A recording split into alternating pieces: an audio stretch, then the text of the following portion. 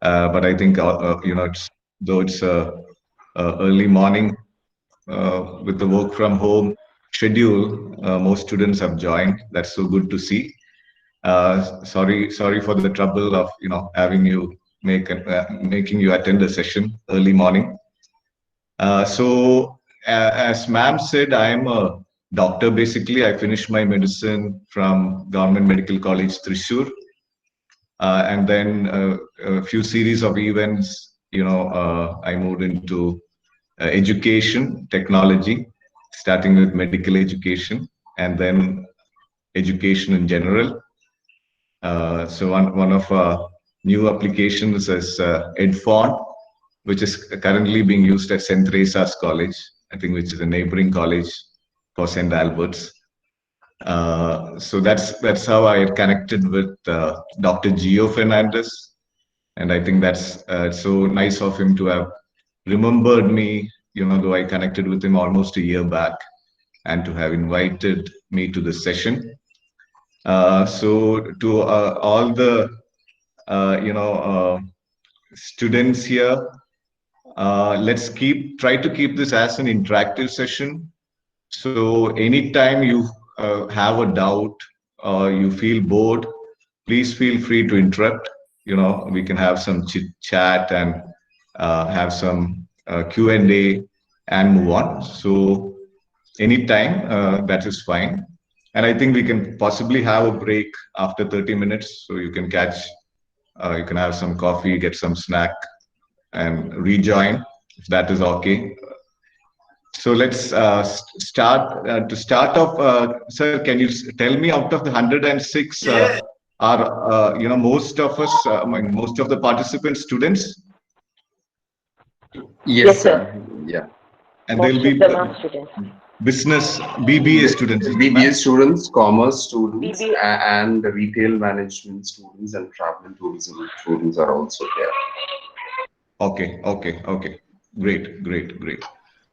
So to give you a sense of the presentation, I put up a few slides. It's not long, just to make it more visual. So I hope the slides are visible there. Nived sir, can you see the slides? Yes, sir. We can see. I request all the participants to please pin Nishant Singh so you can see his presentation as well. Please pin Nishant Singh. Thank you. Yes, sir. It's Great. visible. So what we'll do is, in the session, we'll just give a few parameters around which, if somebody plans to start a own business, can use these parameters to just have a mental framework on how to start a business from scratch. And also we will keep it in the context of COVID. So in the context of COVID, obviously the funding sources are dried or, pretty low. So on both sides, on the investor side and as well as the customer side. So, how to make something frugal, with less investment, and how to make something economical so that the market can buy, is the challenge here. So we'll try to see, through the presentation, to an extent, how we can minimize costs, both in production and in the purchase side. So as we know, all of us in this generation, this is probably the most disruptive event to have occurred, right? The COVID-19. So usually, see, the pandemics have occurred before, market crashes have occurred before. This uncertainty in the market or uncertainty in the daily life events is not very uncommon, but it takes few decades to happen at a large level, like what we currently face, right? This is possibly once in a century phenomena, if we can call that. So usually when these adversities strike, three things usually happen, right? As people, as common people, all of us, what first happens is we start losing faith, right? Oh my God, what all that I did so far is going to be in vain. Should I try? Should I even try anything more? Right? And we lose faith. With faith, we also lose perspective, right? Where we are right now, where we need to be 1 year from now or 3 years from now, right? And we lose that vision as well in the long term. The second thing which usually we see is with people like you and me, we get into a comfort zone and we start waiting for everything to settle down, right? Mostly, the risk appetite is very low. So we'll just say, okay, let's just wait this out, and then we can start we can think about what to do next. So that's the second thing. People wait a lot. Now, the third thing is I think we have a probably, I mean, there's a irony here. Even this webinar, what we see is we look at experts to tell us what to do, right? So this is a webinar year, I would say. 2020 has witnessed more webinars than ever in a short span of time. So that is possibly due to this third reason. We start looking at experts to tell us what to do, even though we already know what has to be done. So that's the ironical part. So, it is always a point that, all these adversities, whenever they have struck, human beings have roused over that adversity, and we have overcome that adversity, probably in a matter of few months or a year maximum, right? So even this adversity will settle down, and people who understand that take this as an opportunity and make their move. So it is always good to come out of this mindset that we are in a crisis and start seeing this as an opportunity. So I got this nice phrase from Ashwath Damodaran, who is a popular business professor. Probably some of us already know him. So he says, a crisis is a crucible, right? So a crucible to, make sure things are put together and you can build something nice out of that period. So my request to everyone in this session is to see this COVID-19. Probably this might continue for another 6 months, right? So we still have time. So take the 6 months as an opportunity to build something, to start something on your own, to test your ideas out. And, even if you fail or even if you succeed, that doesn't matter. What matters is you had that vision, you had that confidence and risk appetite to try out something during a crisis period, which means if somebody can start something in a crisis period, you can bet on him that he can do well, amazingly well, when the market improves. So this is a litmus test for all of us. So you can take it as a adversity or an opportunity. It is up to each of us. Now, in the next part of the session, what I would request is, I would plan it like, as I said in the beginning, few parameters which can allow or which can help a person who is uninitiated to business. All of you are students, you have already been initiated to business in terms of the theory, and I think St. Albert's is doing a lot in the practical perspective as well, which is great. So we'll go through a little set of parameters. We'll challenge some ideologies, which say you have to start something in this way if it needs to succeed and things like that. We'll see them. So we can take it as an exercise. So what I'll request from the audience is, in the chat session, if you can mention few business ideas you have been thinking about from the student side. We can have a look at few business ideas. It can be something very silly. It can be something very advanced or high investment type of business ideas, but just to make you think through as we go through the presentation. You can please take a moment right now, and either in the chat or in a paper, if you can, or even in your mind, if you can think of any business idea you would like to start off, that will be great. It need not be anything innovative. It can be something like a supermarket, which is very common. But again, that has to wait till the COVID settles down. But any idea you would like to, or you would have thought of, you can please take a moment to either write it down or keep it in your mind.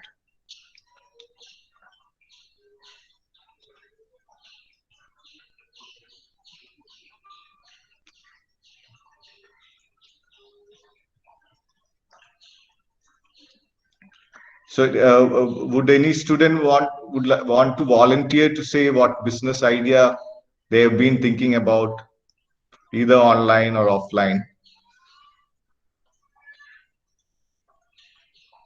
It's okay. If it is something small or something big, doesn't matter.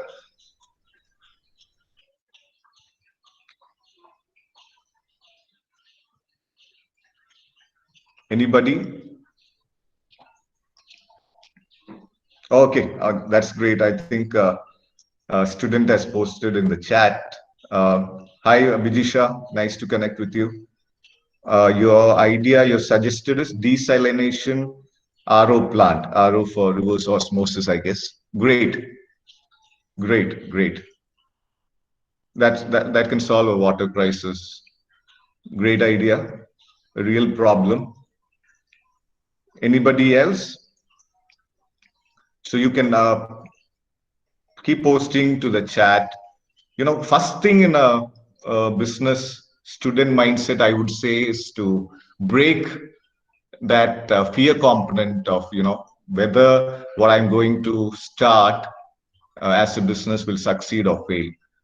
Because let me give you a hard truth: more than 90% of the businesses fail, especially what we call startups, which are tracked. The statistics say more than 90% of the startups fail. So it's not only about the business idea, how good or how bad the business idea is. Only probably 50% of what adds to the success. But you have to keep bouncing off business ideas so that something nice, something relevant emerges in your own mind conversation. So I think as we move on, we'll have a few more students participate and share their business ideas. So thank you, Bijisha, again. Let's move on. And to others, the request is please keep posting after you. I think you're posting your attendance right now. So after you finish that, you may feel free to post your business ideas. So end of the session, we can take a business idea and try to dissect it. Now, with your permission, let me move on. So I'm not sure if you have come across this personality called Paul Graham. He's one of the go-to guys in the startup world, right? So he funds a lot of startups. He is a successful founder himself, having exited his company long back, right? And he is the founder of Y Combinator, also popularly called YC. Y Combinator works with young entrepreneurs and allows them a bit of guidance, allows them to connect with investors. They also invest around $120,000, I guess, in a venture, and try and work with the startup founders to make sure they succeed. So what I did is, when I was looking at some good material for this presentation, I thought, I should go by the experts than just try to make something up on my own. So I had no doubt, Paul Graham is probably a person we can all safely bet on. especially his opinions in a time of crisis. So let me give you a few examples which he had quoted, right? So this is an example he had quoted of a crisis in the mid 70s. I think that was the oil crisis when the Middle East decided not to supply oil to some countries, including US. So that triggered of a huge crisis in the between 70 to 80 period. So what he says is uh, the current economic situation can be as bad as that, right? What happened in mid 70s. That's the bad part. But on the bright side, it's during this 1970s, two amazing startups were founded. I'm sure all of us know these companies, no introduction required, right? So it is in 1970s, Microsoft and Apple emerged. So very, very interesting insight, right? So the crisis is a crucible. It only matters who the individuals are. It can be someone from the session itself, who turn out as an entrepreneur with a nice idea, right? So because essentially Bill Gates and Steve Jobs were students when they started their companies, right? So again, if you look at another crisis in the March 2009, when the recession happened, have you come across the company Airbnb? Hope students have come across the company Airbnb. It was initially named Air. And anyway, I think I'll put that as a question to the students. Does anyone know the expansion of Airbnb? It was the actual website name, and then they abbreviated to Airbnb. I'll put it in the chat, AIRBNB. So anybody who can answer that will give we can give a present. Wow. Oh, we got an answer already. I think within the same minute I posted. Steffi, I hope you are a student. Congratulations. A big round of applause to you. She's one of our professors. She's one of our professors. Okay. Great, ma'am. Nice to connect with you. Exactly, Steffi, ma'am. You 100% right. It was airbreadandbreakfast.com. And then when they succeeded, they bought a small domain. So I don't know how many of us know how much these domains cost. Some of these domains even cost $1 million, right? Which should be like 7 crore INR, right? So not all companies go and buy these fancy domains first. They try to see if there is a product market fit for their venture, and then invest in the domain. So they started off with airbreadandbreakfast.com, and when they started to succeed, they made it Airbnb. So another crisis which happened in March 2009, it is when Airbnb raised their first round of capital. So this was a Y Combinator startup. That's why it is mentioned YC here. So that's why Paul Graham gives this example, because he knows in and out what happened with Airbnb. So this is another example of a nice company, a successful company, which turned around during the crisis period. Now, as we are almost halfway through the session, what I plan to do is try and wind up by 10:45 and open up to Q&A. right? And so before that, uh, this is one point which we already touched upon, right? 90 percentage or more than that of startups fail. And the part of definition of startups, if 90 percentage of is the occurrence, we can even say startups equals failure. So, we don't need to have any stigma, or we don't need to be worried when we are starting off something new, whether this is going to fail or whether this is going to succeed. Because, even if you look at the West, the startup founders who have founded a company and failed are treated with a lot of respect. They take that as a medal of honor, unlike in Kerala or India, where the parents or the society would tell you, you shouldn't fail. So that is a stigma we have to live through. But for a person who has been an entrepreneur, they will tell you, don't mind about the failures. The earlier you fail, the better. So most of the successful founders, if you read their history, they have failed early on. The first venture, the second venture, the third venture might have started to click. Maybe the fourth venture made it big. So the earlier you start, the earlier you fail, it is always the better. So please take the stigma out of your mind. Please don't be worried to fail. That's part of the game. Now, one interesting fact is, what this quote essentially means is, it doesn't matter what the market is right now, whether economy is booming or economy is in a recession.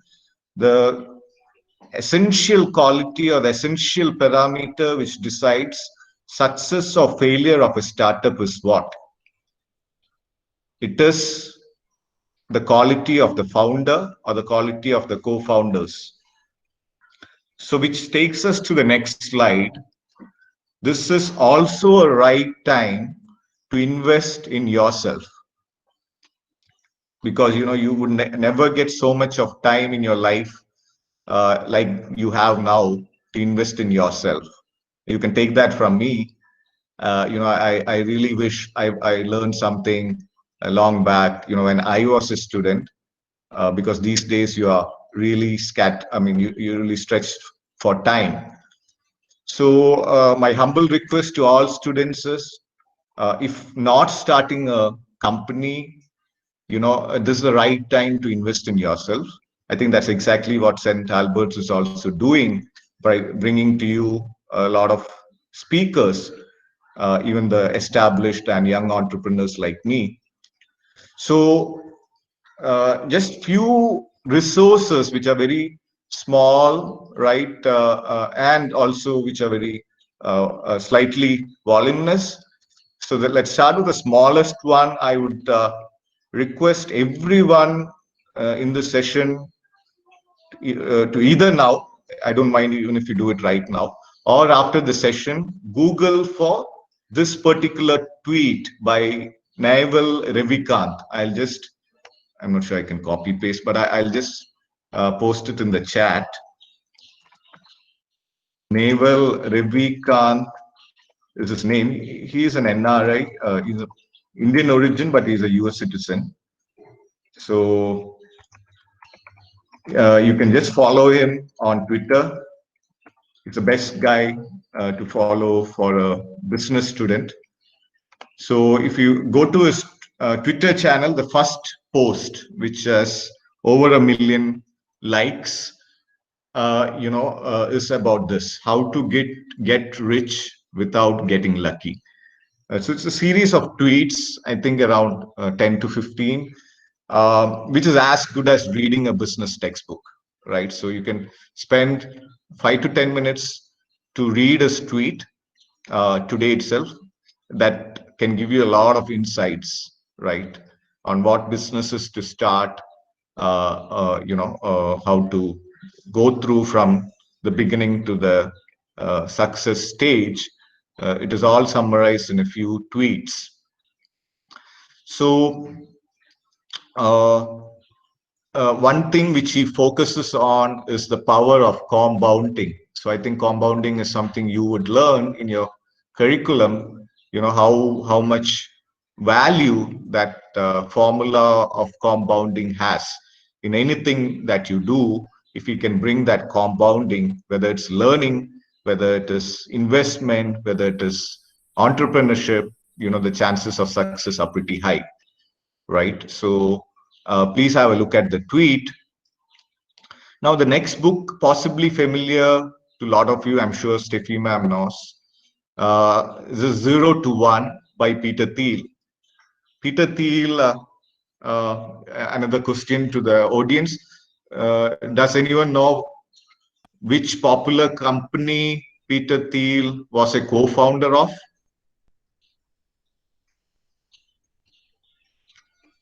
Oh, great. Thank you. I think this is a teacher as well, is it? I'm not able to see your name. I can see 2731 Department of Business Administration. That's the student, sir. Oh, okay. Can you please reveal your name? Great answer. You're right. Yeah, Alan. Great answer. So PayPal was his company. And Alan, do you know one of the popular co-founders he had, who was popular for a supercar company? Peter Thiel and this person. Wonderful, wonderful. So you have amazing students there. Great. Elon Musk. Exactly. So they often call the PayPal mafia. And another founder they had is the founder of LinkedIn, Reid Hoffman, right? For this, they all started as co-founders for PayPal, and then they started their own ventures. Peter Thiel moved on to be an investor in many of the successful companies, including Facebook, right? So, 0 to 1 is this book, which is kind of a Bible for entrepreneurs. You can try to get a copy of that. And one free resource, which is highly valuable, is Paul Graham Essays. So even if you Google, you will see his website that looks very scrappy, but the content is real high value. So you can have a look at Paul Graham Essays. These are, though essays, these are like 1.5 pages long. And you get a lot of insights. Even if you read an essay a day, by then possibly I think he has around 30 to 40 essays. By the time you finish, you have a lot of insights on starting a venture or being part of a venture when you join a workforce tomorrow. So humble request to all students is to keep these names with you and go through them as you get time. So the next thing, as I started off, right, what are you planning to start? Right, so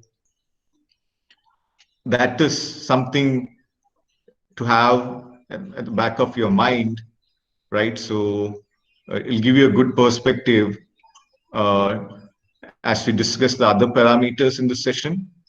So people who have an idea, like the desalination plant that was shared, it will be great rest of the session. Others, you can think of something which you plan to start either alone or along with your friends.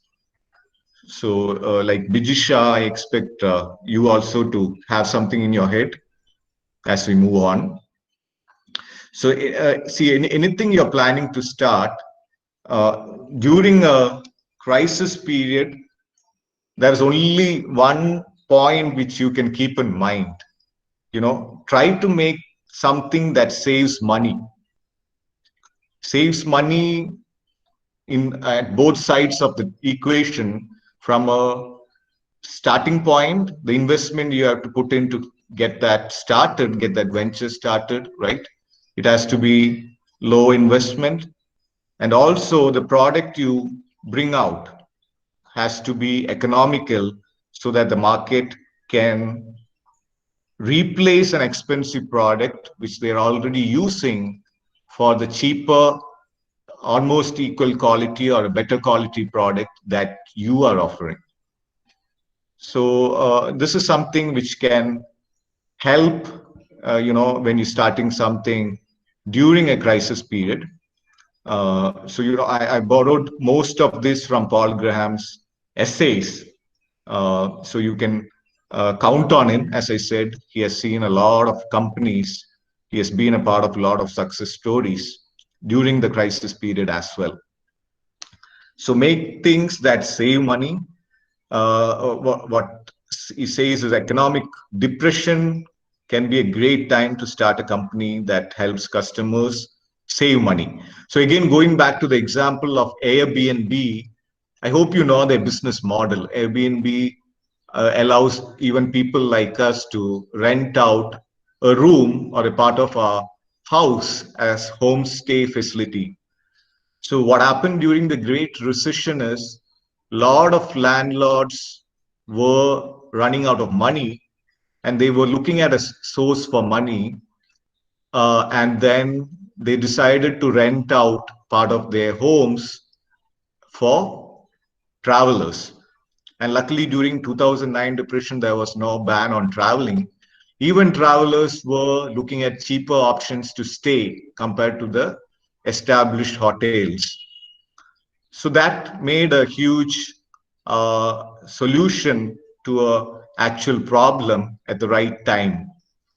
So that is a good example for having a venture that saves money.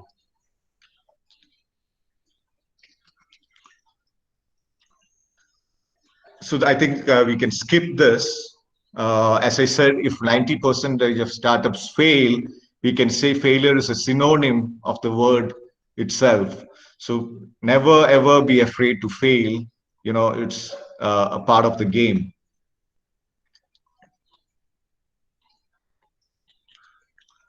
What you can also try to do is, a few building blocks to having a company or being part of a company. You are all going to take up prestigious roles in either your own company or a reputed company in some time from now.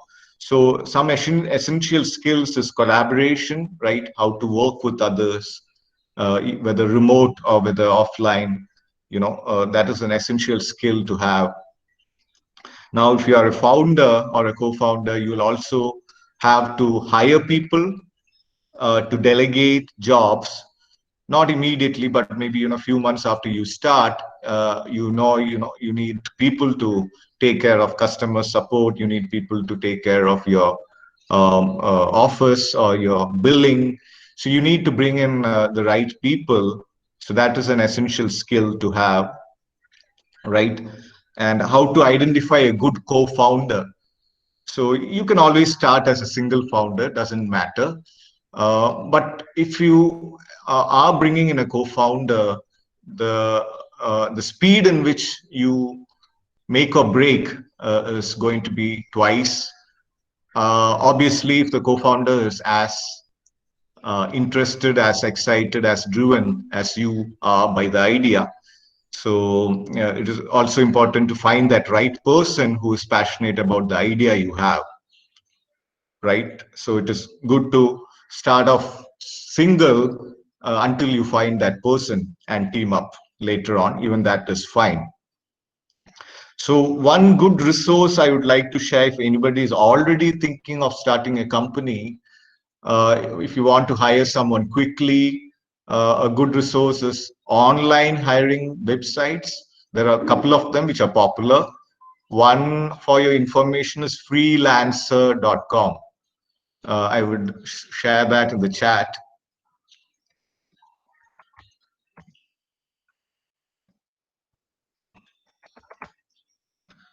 So, freelancer is a website with a lot of employees, even a lot of people who have been laid off during the crisis, come to Freelancer looking for jobs. So you can easily find someone to design a brochure, write a marketing copy, design a website, build a mobile app, anything you can think of for your venture. Because a lot of times I see people having this stumbling block. I don't know how to find that resource who can get me from point A to point B. So hopefully that is resolved if you go on Freelancer, and you have a list of people with their profiles, with their ratings, so you can look at their profiles, study the projects they've done, and decide to hire them, usually based on an hourly rate, like $10, $20, and so on. So that is a good way to bring in people to your idea and build a team. So as we come to the end of the session, though the title is entrepreneurship in COVID era, I think it is a opportunity in a COVID era, possibly a better title. So, as the statement says the recession is a good time to start. It is the founders, it is the people who work on that idea that matter. So if you're planning to start something online, this is the best time to start. If you're planning to start a hotel or a supermarket, as I said, you will have to wait, right? But if you're planning to start something frugal online, this is the best time to start. Now, where to start? I think we also touched upon this point. We have to find or identify a real problem in the market. So usually what we see is, even me, entrepreneurs have this bias, which the teachers would be teaching you. Most of the entrepreneurs, have a particular trait. They're very confident. So that the bias is also called confidence bias. It's an ironical thing. It is because of this bias we entrepreneurs start something. It is also because of this bias we start something without enough validation. So the confidence bias is essentially that whatever we start will succeed, even without looking at proper validation metrics. That bias plays a role. So what we need to do is to counter that bias, make sure the problem you're addressing, right? The problem you're addressing is an actual problem. There are actual people with that problem who are going to pay from their pockets if you bring out a solution, right? So there is another term which most startups or most entrepreneurs fall for, is they build a solution, or they think of or come up with a solution first instead of thinking about a problem first. So this is called SISP. So this solution you build, after you build it and bring it to the market, because you didn't base it on an actual problem, it will become a solution in search of a problem, which is called SISP, right? So typically a lot of startups fail because they quickly think up of a solution, and then before even vetting whether that is actually solving a problem, they bring it out, investing time and money, and then they have to make it a SISP, right? They have to find the actual problem for the solution. So typical example, I am a victim of confidence bias myself. My latest startup, this is my third startup, called Edfon, which Akila ma'am had mentioned in the introduction. So Edfon started off with all the glamour, it was a good idea. So the idea was simple, to make a note sharing or note publishing platform for students. All my ventures so far are in education, so even this is in education. So we brought out an app It was launched by Honorable Dr. Bina IAS in 2018, February 20th. So that was a standalone app, Edfon, and our assumption was students will start using it to make good notes because it's very easy to make notes on Edfon.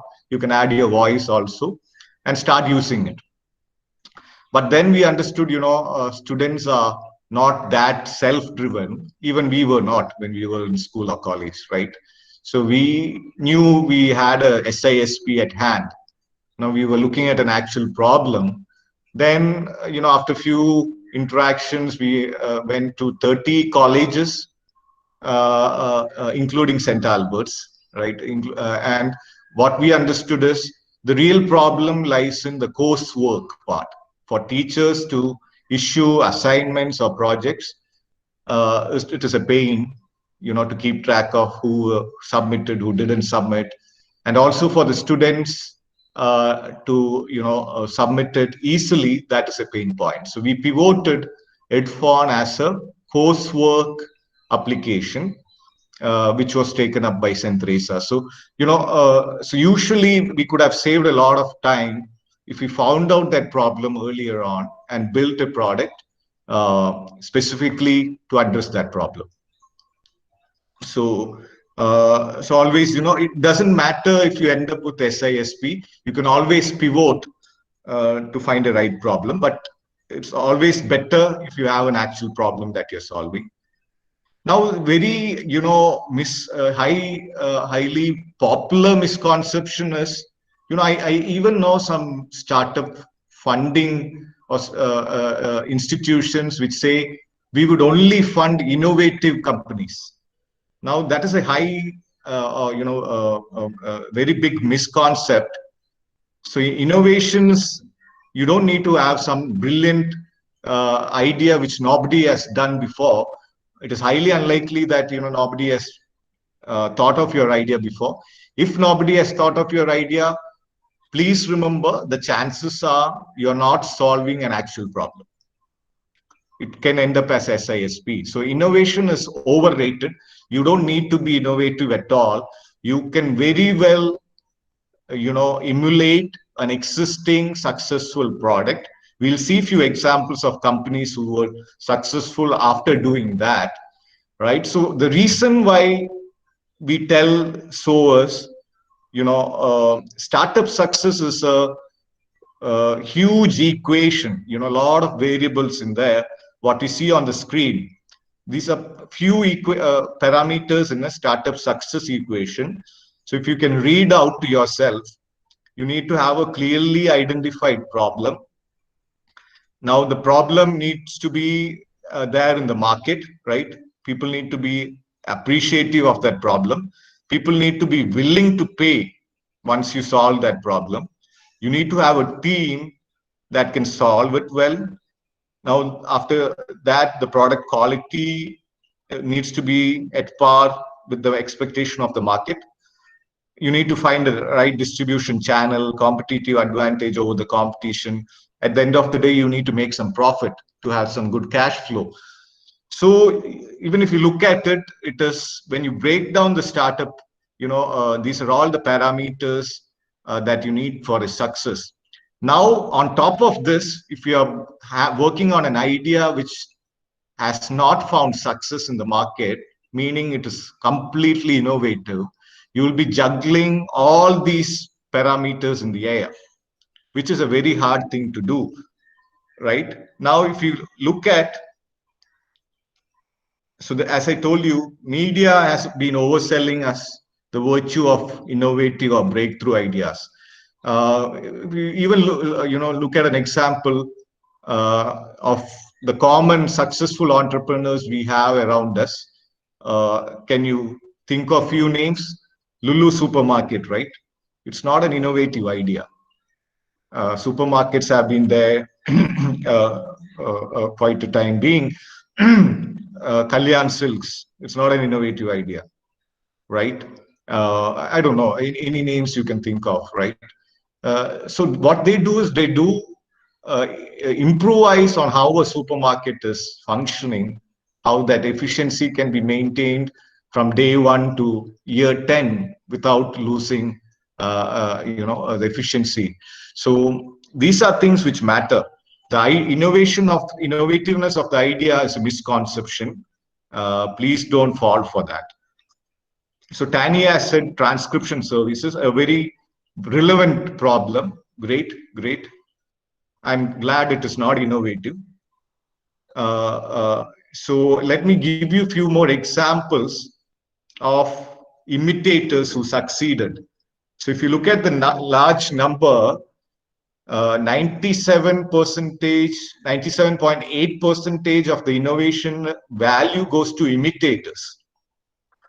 So we had when you used to pitch to investors, there was one term which is now taken as a disadvantage. I'll tell you what that term is.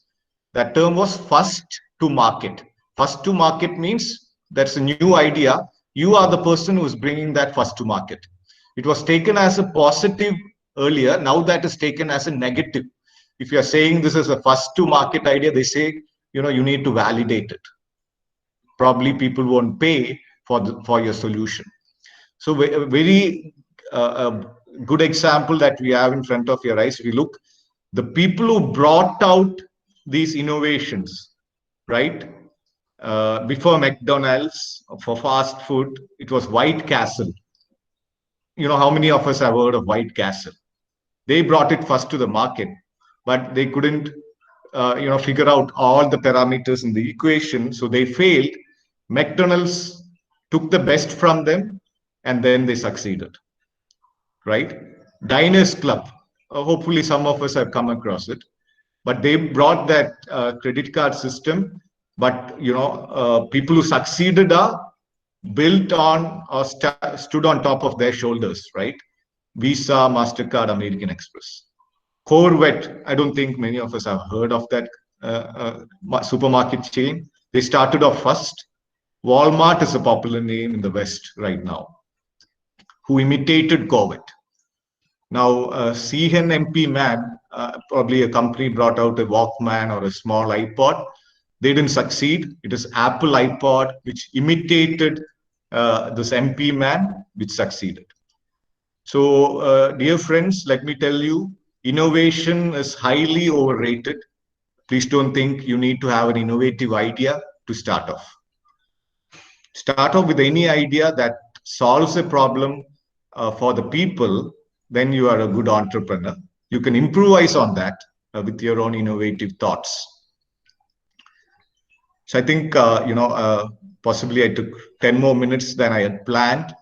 So let's stop right now. So if you'd like to reach out to me, I'm available on Twitter or LinkedIn. You can either Google my name. I'll be happy to say hi to all of you. LinkedIn, I'll be as Dr. Singh.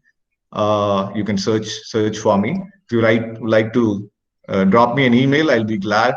You can write to me at docnbs@edfont.com. Thank you so much for the session, for your patient listening. Any doubts you have, we can take it now. We have 5 more minutes.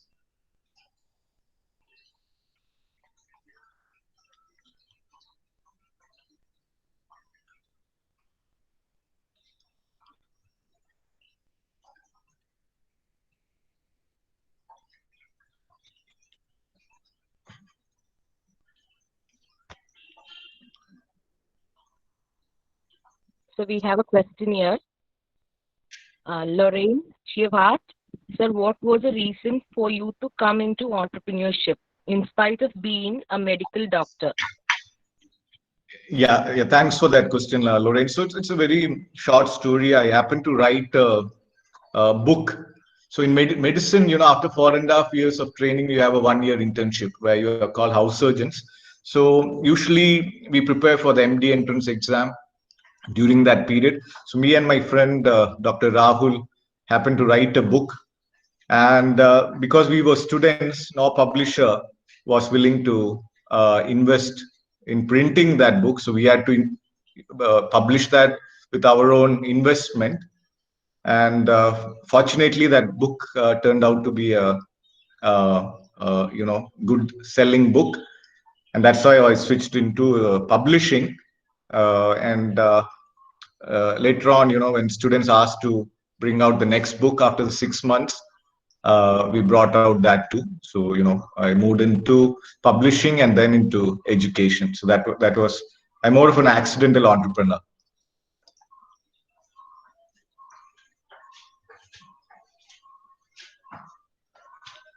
So yeah, you're welcome, Lorraine. I think Bijisha is a student from Bharat Mata College. Oh, great to have you here, Bijisha.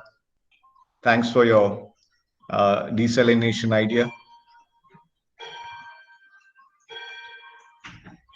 Any other questions, students, or any controversial thoughts which you like to counter in what I said? So we have one more question by Harris. So how is it doing a startup in Cochin? How was your experience? Yeah, thank you, Harris. Thank you, Akila, ma'am.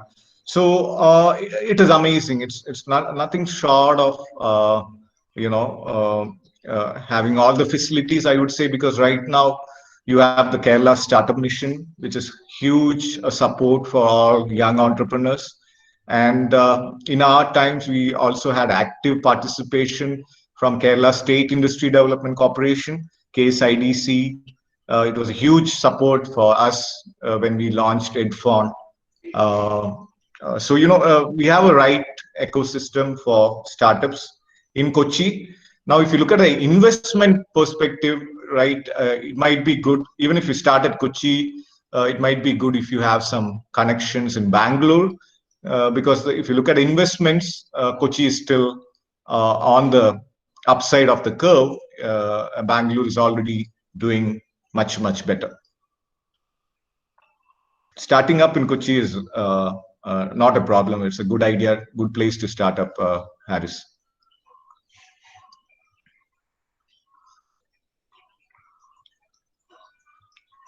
More questions, students? Please feel free.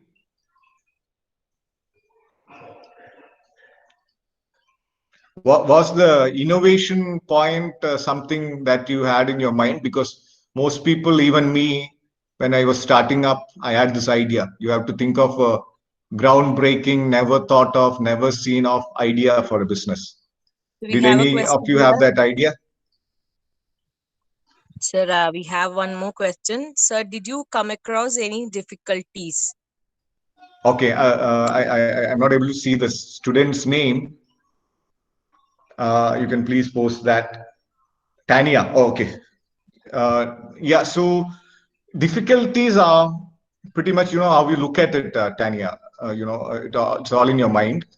Difficulties is part of building anything new, right? Or even if you look at anything, we have to challenge the status quo, starting something new. You have to get up from your chair, roll up your sleeves. Every point is difficult. It's not easy, but it's also, how you take it up as a goal or a challenge and try to accomplish that. Then you might not see that as a difficulty. Difficulty or challenges, yes, right from getting your first customer, getting to a product market fit, as I said, having a solution and making sure the market is having that problem, or which we call the product market fit. These are all difficulties we face, which but we'll overcome them one by one. And as I said, if you're a first-time entrepreneur, if you have a co-founder, your difficulty or challenges will be divided by two, so it's much easier.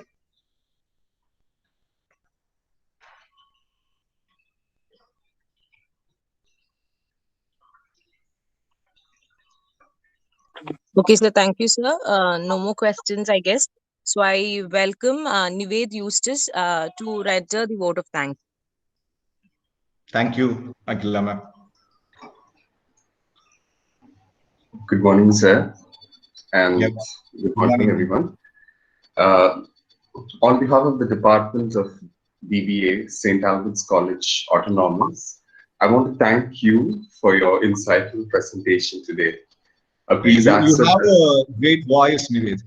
Thank you, sir. Thank you very much. Please accept our sincere appreciation for the outstanding presentation that you made today. And it was very interesting to hear you about your insights on how to go ahead with a startup, especially in this current global scenario that we are all living in. And the slides also were very insightful. They gave us a close look onto many of the concepts prevalent in the society regarding how entrepreneurships are being looking are different in Western perceptions and Indian perceptions. Thank you so much once again for your time and sharing your experience with us. And so a special thanks to Dr. Gio for helping us be in touch with you and facilitating this happen. And special thanks to our HOD, Dr. Akila ma'am, for going around and doing all these things. Without her, it wouldn't have happened. Last but not the least, I like to thank all the students and all the participants who joined today for this session and making this a grand success. And hope you guys had a great time listening to Dr. Nishant. Thank you so much, sir. Thank you again for the opportunity. Have a nice weekend, everyone. Happy Independence Day in advance. Wish you the same, sir. Bye. Thank you, sir. I posted my LinkedIn in the chat if anybody would like to take the conversation offline. So please feel free. Thank you so much, Akila ma'am, Nived sir, Steffi ma'am, everyone in the department, all the students. Wishing everyone all the best. Stay safe. Bye. Thank you, sir. Thank you, sir. Thank you once again.